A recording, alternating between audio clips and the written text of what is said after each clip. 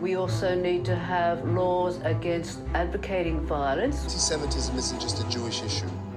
It isn't a left or right issue. It is a societal issue. My government pledges to embrace the definition of antisemitism adopted by the International Holocaust Remembrance Alliance. An opportunity to engage with the Jewish community. Social media has become the most toxic amplifier. The Australian Jewish community and its representative bodies stand with Israel.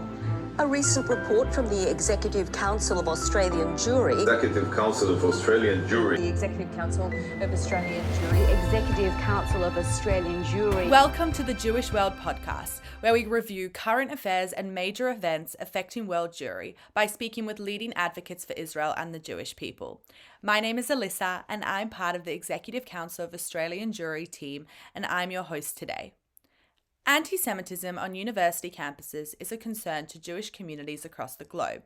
Jewish students are placed on the front line and their very identity is put on trial. Here in Australia, over the past year, we have dealt with a rise in anti-Semitic rhetoric on our campuses. Unfortunately, for some Jewish students, this has resulted in them feeling unsafe to attend class and opt to attend online instead. At the University of Adelaide, Jewish students were laughed at and ridiculed in a student representative council meeting, and at the University of Sydney, a note which read "Free Palestine" with 2 Nazi swastikas was dropped in the tote bag of a Jewish student. Today, it is my great pleasure to chat about all of this with my friend Julia Jassey. Julia is the co-founder and CEO of Jewish on Campus, a North American-based non-for-profit organization which seeks to revive pride in Judaism by emboldening a new generation of Jews through education, social media campaigning, and grassroots organizing. As a movement of young Jewish people, they seek to end anti-Semitism on college campuses and beyond. Julia's work has been featured in media outlets such as CNN and Forbes magazine. In 2021, she was awarded as one of the top 100 people positively influencing Jewish life. So thank you, Julia, for joining me here today, and I'll hand over to you to explain a little bit more about Jewish on Campus and the important work you do. Thank you so much for having me, Alissa. It's really an honor to be here and to be speaking with you guys today. Like Alissa said, my name is Julia Jassey. I am from New York originally. I go to school at the University of Chicago. I'm the CEO and co-founder of Jewish on Campus. Jewish on Campus is an organization that is run by Jewish students for Jewish students, working to combat anti-Semitism on campus in a grassroots way. We have a really big presence here in North America and are excited to work with amazing people like Alissa internationally, and excited to tell you guys a bit about it. So we were founded in the summer of 2020, originally as a social media platform. And that came from a time where we were all on lockdown. We were all very separated from our community with COVID, and looking for a way to connect. And while this was happening, campus anti-Semitism was starting to grow, and we were all experiencing it, all from different campuses, all over the country, same experiences of anti-Semitism really affecting our time in college. And for me, the story of how I first kind of was exposed to anti-Semitism happened in a way that I didn't know to identify at the beginning. I was at a French club my freshman year of college. And for reference, I don't speak French. I just thought a French club would be a fun thing to do. They had free food, so I was in. And I heard the word Nazi, and I kind of stopped in my tracks and I said, guys, I don't speak French, but why are you talking about Nazis? I had family that died in the Holocaust. Oh, want to know why we're talking about Nazis? And a student who was on exchange from Germany responded and said, well, we talk about Nazis in Germany. In Germany, we don't say that your family died in the Holocaust. We said that your family took an extended vacation to Germany and never came back. Oh, wow. Yeah, that was my thought too. Everyone in the room was laughing. No one knew how to respond. Everyone kind of was giggling uncomfortably. And I kind of stood there and I didn't know what to do. I kind of started just laughing along with them because I didn't feel safe in that environment. I didn't feel like I could say anything in that environment. I was the only Jewish person. This had been said and I didn't know how to respond. And I remember calling my mom afterward and saying like, hey mom, was that anti-Semitism? And she freaked out immediately. Go to your school, report it. That was terrible. I didn't feel like I could. I didn't feel like my experience was something worth reporting. I didn't feel like it was enough to share. And that was, for me, the inspiration behind Jewish on Campus. And 6 of us began what started as an Instagram page, because we experience things all the time like that. We experience things that happen to us where we don't know what to say. We don't feel safe calling it out. We don't feel justified reporting it because we don't feel like it's enough. But it is. And it's important to talk about those experiences because we all have them, and we diminish them to ourselves because we don't feel empowered to accept that that was anti-Semitism. I'm going to call it out. I'm going to speak about it. We began by sharing stories. Students would submit stories of anti-Semitic incidents that they experienced to us. We were willing to protect their anonymity, but share those stories for 2 reasons. Number one, obviously to try to promote action with the university. And our work has led to lots of action. There was a professor at a certain university who had been extremely anti-Semitic on campus, and an investigation was raised, and he actually decided to go on leave because he did not want to deal with the investigation. So this is a very common experience that happens a lot of the work that we do. The other purpose behind it is to empower students to understand, if you experience something like this, you are allowed to talk about it. And in doing that, so many students have reached out and shared their stories. We've received over 2,000 submissions in the past 2.5 years. Because when you see other students owning their experiences, speaking about their experiences, you feel like you have the right and the ability to comment on them yourself. Yeah, and I think what you just touched on there is definitely something we've seen in Australia. We've seen a lot of Jewish students who experience these microaggressions and they don't do anything about it. They don't report it straight away. And it comes up months later in conversation being like, oh, I had this really awkward, uncomfortable thing happen to me, but it's not that bad. Like, I'm used to it. It was a joke. And I think the work you're doing in kind of highlighting those experiences and telling people that we hear you, we see you, this is a real issue, and we're not going to let it be denied or dismissed anymore is really important. Absolutely. Thank you. I mean, we agreed. I think it's important because what starts as small jokes on campus doesn't end as small jokes on campus. It begins in small ways. Anti-Semitism is not something that happens overnight. An anti-Semite doesn't just begin as an anti-Semite, but it's those jokes, those microaggressions, and those being accepted, which empower people to then grow and grow in this ideology, this conspiracy about Jews, the idea that your family didn't actually die in the Holocaust. It seems like a joke, or not a funny one, but a joke in the moment. But what that's really hinting to is the idea of Holocaust distortion, the idea of Holocaust denial. And if we accept it in those small moments, what it grows into is this larger idea that's growing all over. In the United States, many, many Americans don't know the Holocaust happened, think that the number 6 million is not true, and think that Jews created the Holocaust. So it's those small jokes and those small moments that lead to those bigger trends, and understanding that connection is really important in stopping anti-Semitism. And I think it also, like, as you touched on, it justifies those smaller jokes. If you don't call them out, it justifies the much more serious, if you want to say, or scarier actions that some people may be thinking of already. And as you mentioned, there's a recent statistic showed that 1 in 4 Australians, and that number's closer to 1 in 3 millennials, when you're speaking about millennials, don't know what the Holocaust is, which is a crazy statistic for us to kind of grapple with as people who grew up with the Holocaust and around Holocaust education. But following off what you said, I was wondering if you could give us a bit of an update as to what campus anti-Semitism is like in the United States at the moment. In Australia, we've seen a rise in kind of actions coming from student governments, but also those sort of microaggressions that you were talking about, specifically in those progressive spaces on campuses. So I was wondering if you could touch on what's the United States like right now for a Jewish student? Absolutely. The United States in general right now is absolutely polarized. And I think that we see that obviously politically all over the news. We see that reflected in anti-Semitism and its manifestations as well. There is a large presence in parts of the United States of neo-Nazi ideology.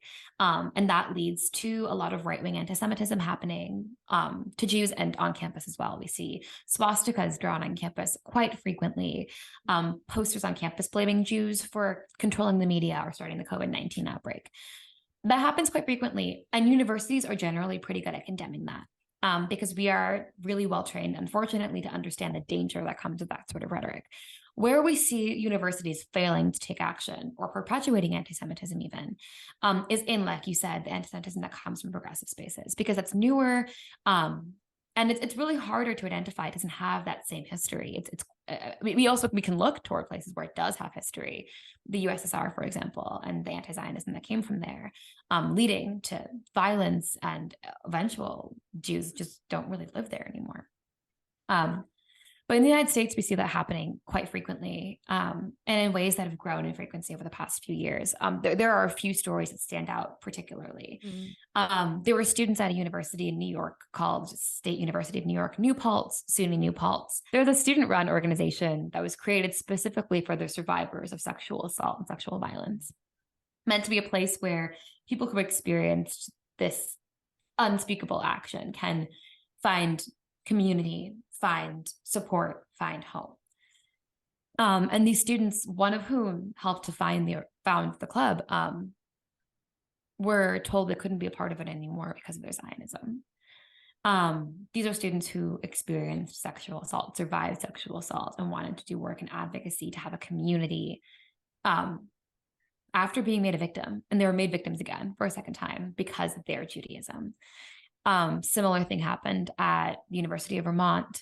Also at the University of Vermont, there was a teacher's assistant who said that students should have their grades lower if they were a Zionist. They should lose points for attending Hillel events. Hillel is a huge hub for Jewish life on U.S. campuses.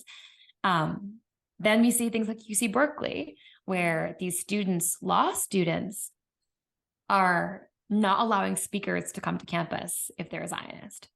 Even the president of the university says, by this metric, I couldn't be a speaker at my own university. And these used to be instances that would pop up quite infrequently, but they've grown and they've grown and they've grown. BDS resolutions are being raised on campuses so frequently, it's almost impossible to keep track. And it puts Jewish students in a really hard position. In the United States, the overwhelming majority of younger Jewish people tend to align in some way with progressive politics. I myself align with progressive politics. And it's really hard when you're told that you cannot be a part of these issues that you care about. Sexual assault being something that is such a prevalent issue on US campuses, a huge problem that so many American students have to deal with. Being actively excluded from advocacy work in response to that. And then in universities like Berkeley, this isn't just random clubs that are excluding Zionists. This is like women of UC Berkeley, the biggest clubs that are encompassing the broadest identities that are excluding Jewish students. So it's quite difficult to contend with. There's very similar situations in Australia. A couple of years ago at one of our universities, a Jewish student was told that she couldn't join the Queer Collective, a space which is meant to be a safe space for her to meet other members of the LGBTQI+ community, to feel safe, to feel welcome and heard on campus because of her Zionism. And she felt really uncomfortable saying she was Israeli and Jewish in those spaces, even though she lives at that intersection of being Jewish and Zionist, and proudly so, and a member of the queer community. And I think you touched on this a bit, but it kind of makes Jewish students feel like they're a bit politically homeless. On one hand, on one side of it, we have this kind of far right extremist anti-Semitism. And then the other side of it, we have this progressive kind of insidious anti-Semitism, which is often a lot harder for people who may not be engaged with the Jewish community or may not be educated about the history of the Jewish community to call out. And for a lot of Jewish students, I guess that finds them coming together. And I think you're seeing that with JOC and the support you guys have gotten.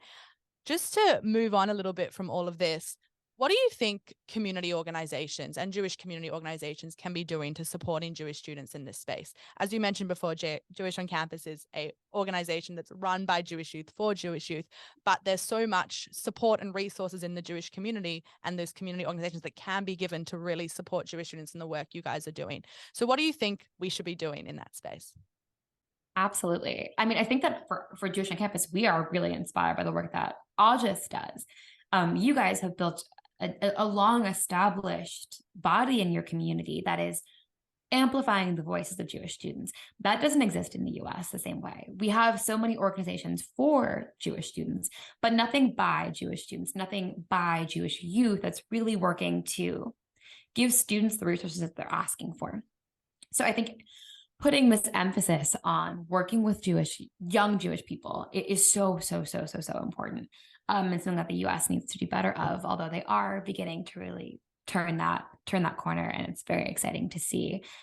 I think heading into campus, a lot of students feel, rightly so, quite a bit of fear.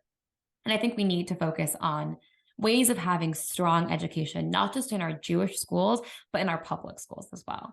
I went to public school. I didn't go to Jewish day school.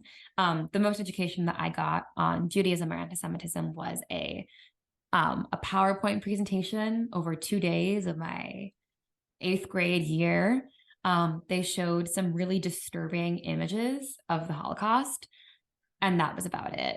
There was we learned about the Spanish Inquisition. They didn't even mention the fact that it happened to Sephardim. I'm Sephardi.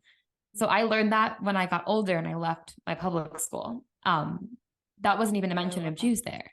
For a lot of students, and I grew up in an area with a huge Jewish presence. What about students who are growing up in most of the country where there aren't a lot of Jews? There definitely aren't any Jewish teachers.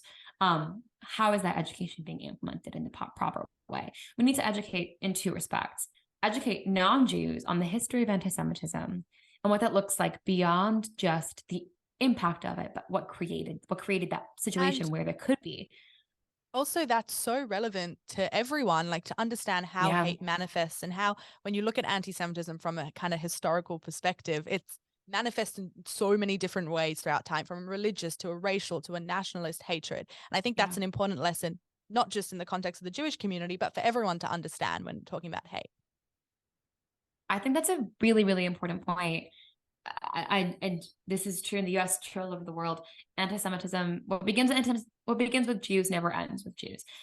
And especially in the form of anti-Semitism that manifests as white supremacy, it's so tied in with racism and other forms of prejudice and hatred that it's not being solved. It's not going to be solved in a vacuum. Mm-hmm. And it takes that sort of community organizing and coming together to acknowledge that mutual experience in order to have any sort of a sizable change.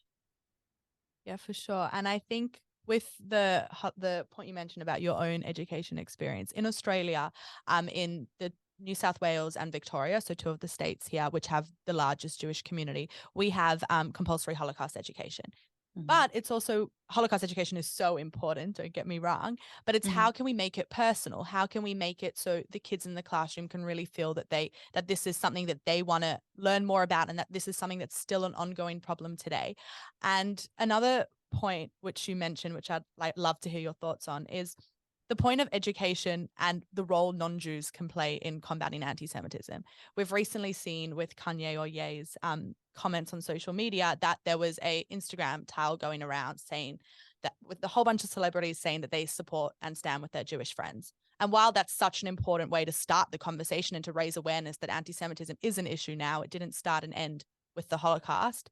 What else do you think non-Jewish students can really be doing on campus to show that they're not just ticking a box by saying, I condemn anti-Semitism, they're actively engaging with the Jewish community? Yeah, absolutely.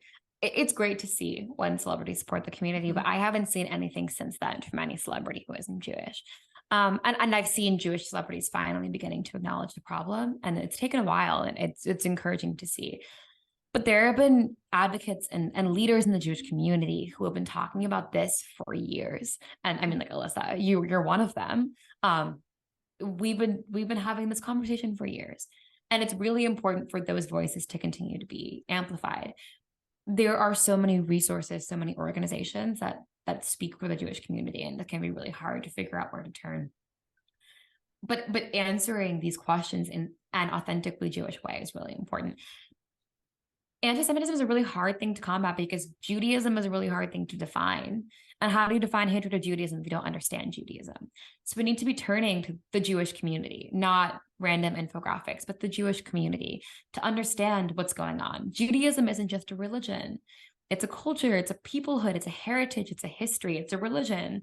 For some people, it's a nationality. It's tied in with so many parts of our identity. And therefore, anti-Semitism attacks so many different parts of identity.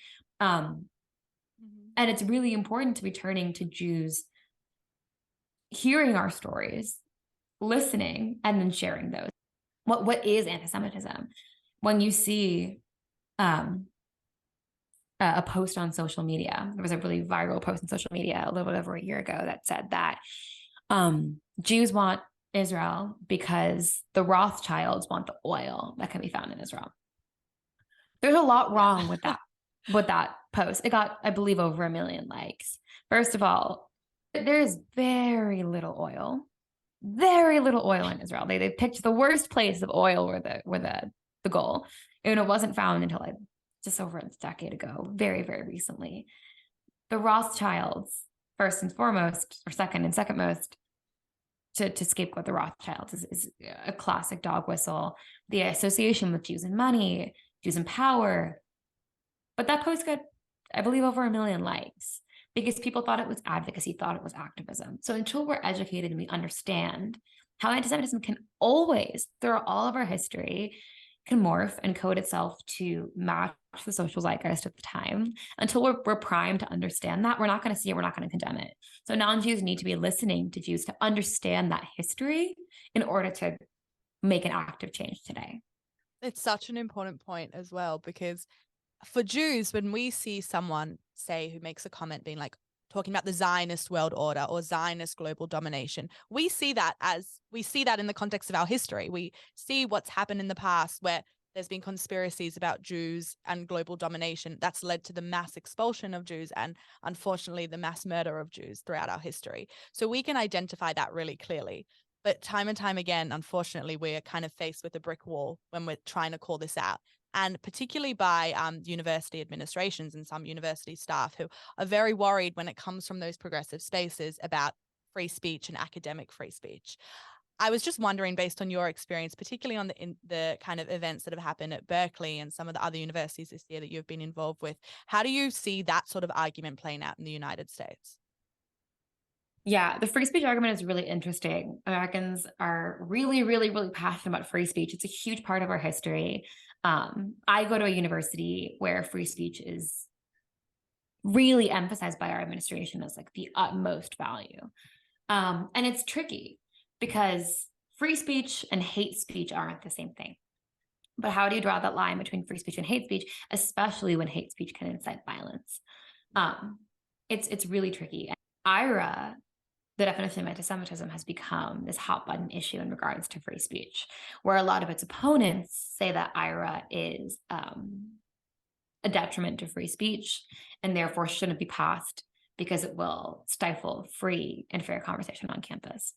And someone that I work with, Micah Gritz, our chief operating officer, he has the best response to that. So I always like to credit him with it before I give it. IRA, we can look at IRA as a how-to roadmap on criticizing Israel.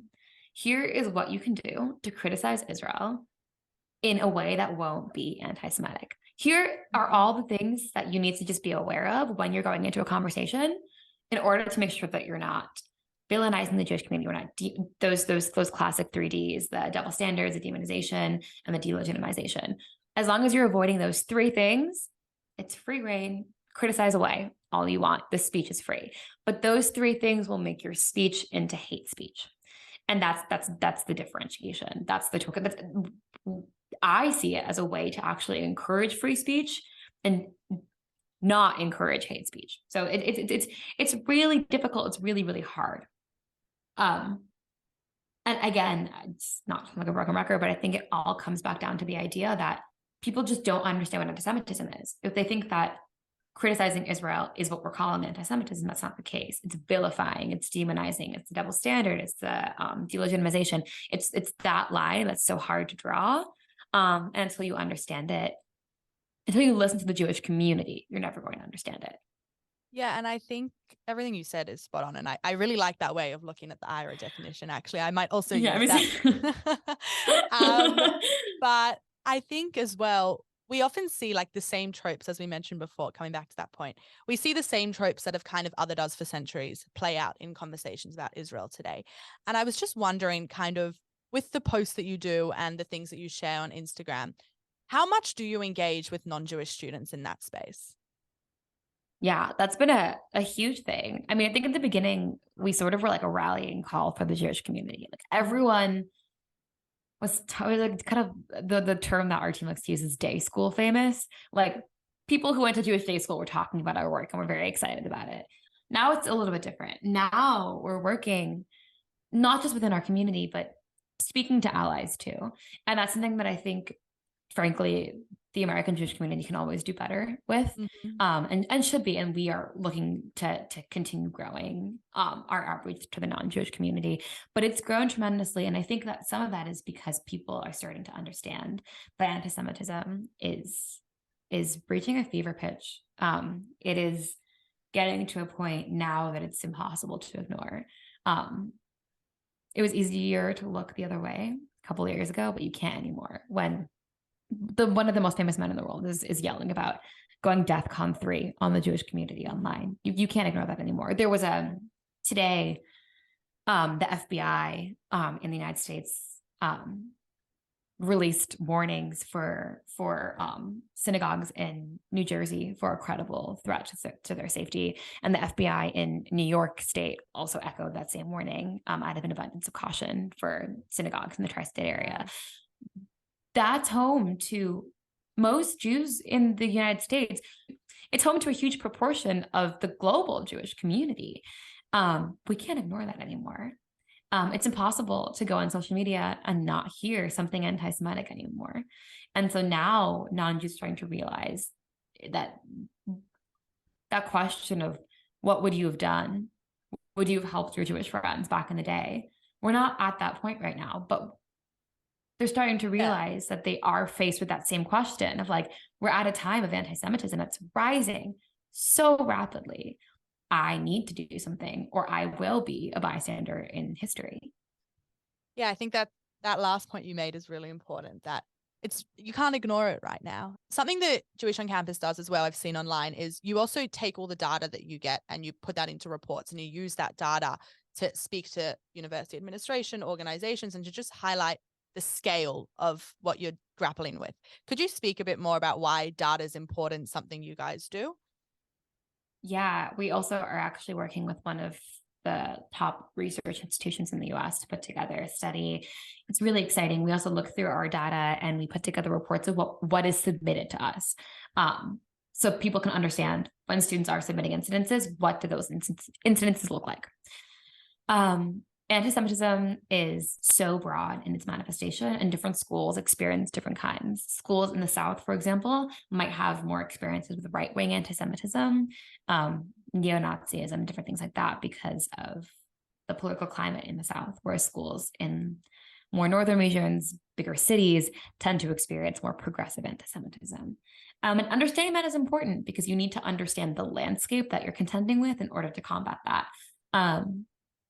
And to have an authentic view of that gives the university the ability to know what it is they're combating in the first place.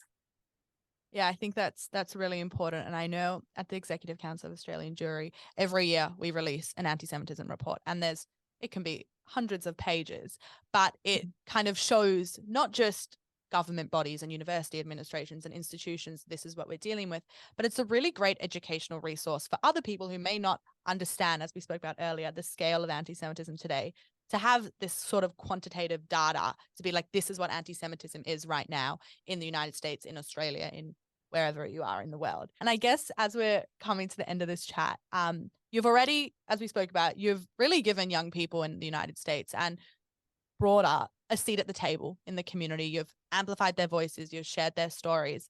I want to hear from you, like, what's next for Jewish on Campus? Where do you want to go? What do you want to achieve?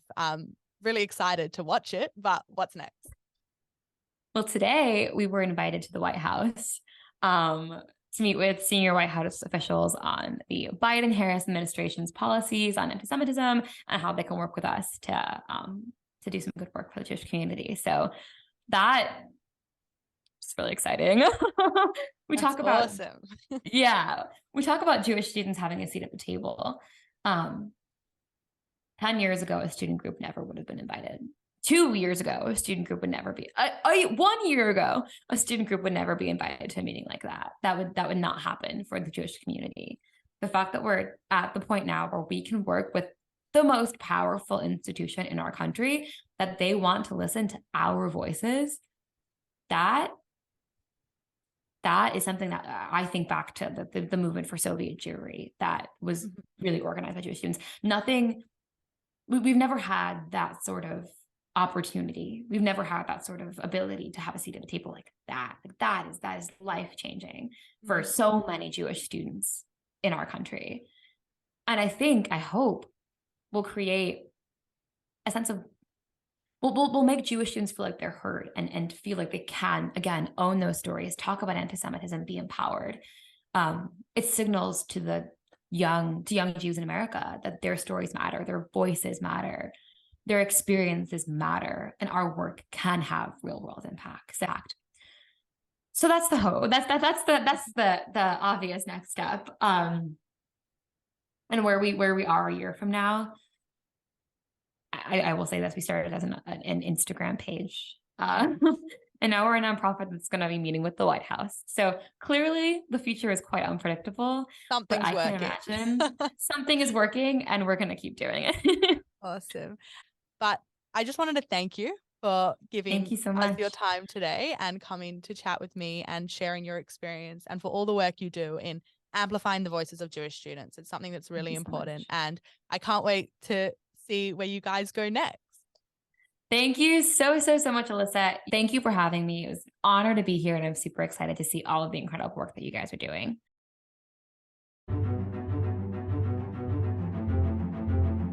Thank you so much for listening to The Jewish World. Make sure to subscribe and follow the Executive Council of Australian Jewry on Facebook, Twitter, Instagram, or TikTok to stay up to date.